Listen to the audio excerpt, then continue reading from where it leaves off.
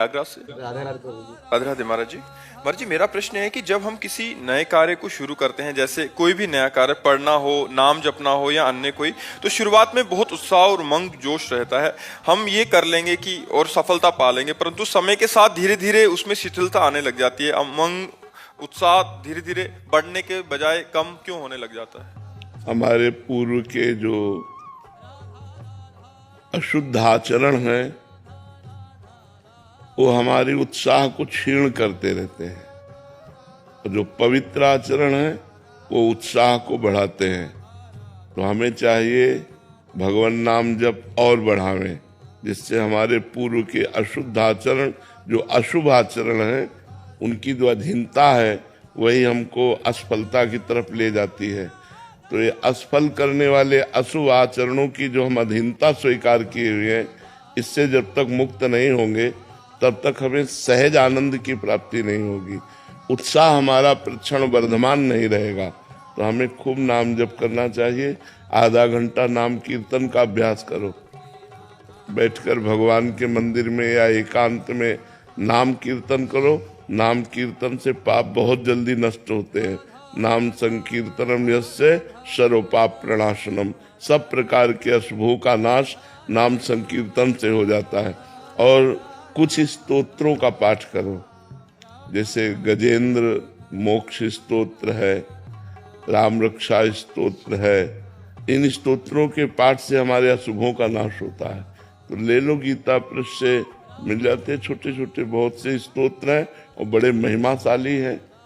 नारायण कवच है, इनके पाठ करने से बहुत जल्दी लाभ प्राप्त होता है।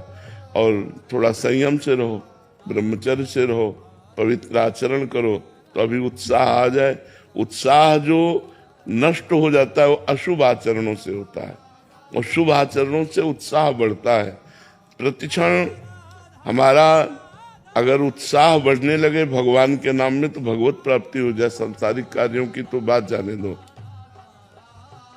भाव हमारा अपवित्र हो चुका है, इसीलिए निगेटिव विचार हमें निरुत्साहित कर देते हैं।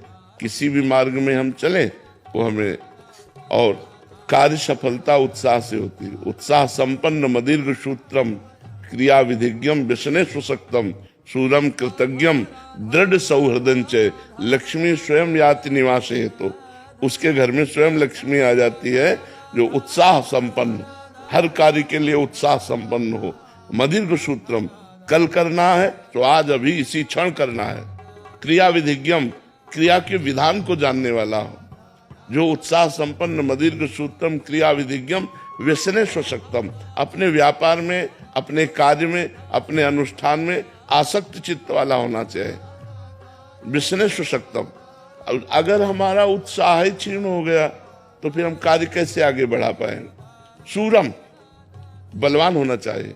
कृतज्ञम, उपकार करने वाले का कृतज्ञ होना चाहिए। दृढ़ सौहृदंच, सबसे हृदय से प्यार करना चाहिए, छल कपट नहीं करना चाहिए। तो कहते हैं लक्ष्मी मैया स्वयं उसके घर में पहुंच जाती है, अर्थात वो श्री संपन्न हो जाता है। उत्साह संपन्न मदीर्घ सूत्रम क्रिया विधिज्ञम व्यसने सुशक्तम सूरम कृतज्ञम दृढ़ सौहृदंच लक्ष्मी स्वयं याति निवास है। तो हम नाम जप करें, नाम कीर्तन करें, और गंदे आचरणों से बचें, गंदे दृश्यों से बचें, गंदे लोगों के विचारों से बचें। महंत विराट गिरी जी, जूनागढ़। राधे राधे। राधे राधे महाराज जी। महाराज जी, मुझ अधम पर आपकी बहुत कृपा हुई है, आप ऐसे ही अपनी कृपा दृष्टि बनाए रखिए। आपसे गुरुवर मेरी सामर्थ्य तो नहीं है प्रश्न करने की, पर फिर भी अज्ञानी हूं, आप ज्ञान का प्रकाश दें। महाराज जी, क्या पंचाक्षरी मंत्र को किसी गुरु द्वारा प्रदान किया गया हो अगर, तो जप करने हेतु उसमें कोई निषेध तो नहीं है? जैसे किसी मतलब अनुष्ठान से नहीं दिया, बट एक संत वेशधारी ने बोल दिया जाओ पंचाक्षरी ये मंत्र है, इसको जप करो, तो गुरु ही हो गए। अच्छा, उसको वाचिक जप में कर सकते हैं? नहीं, मंत्र कभी वाचिक जप नहीं हो, उपांश या मानसिक दो ही होते हैं। मैंने सुना आपके श्रीमुख से, हाँ। पर काफी जगह फैले हो, बहुत ऐसा लोगों को पता नहीं रहता। जैसे हम आजकल मर्जी स्पीकर आदि में भी पंचाक्षरी मंत्र या ये सब अमंगलकारी है, कीर्तन कर रहे हैं। ये सब अमंगलकारी है। जैसे द्वादशाक्षर मंत्र है, पंचाक्षरी मंत्र है,